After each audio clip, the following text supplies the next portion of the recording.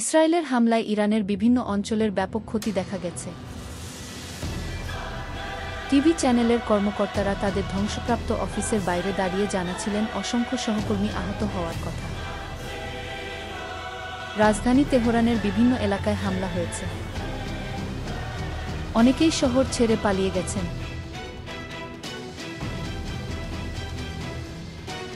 কেউ কেউ অনেক জ্যামের কারণে আশা ছেড়ে দিয়েছে।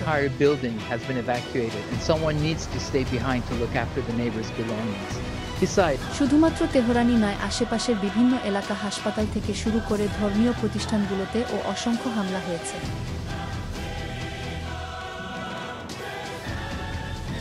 তবে শুধুমাত্র বিমান হামলায় নয়, ইসরায়েলের সবচাইতে বড় হাতিয়ার হল ইরানে অবস্থিত তাদের গুপ্তচর।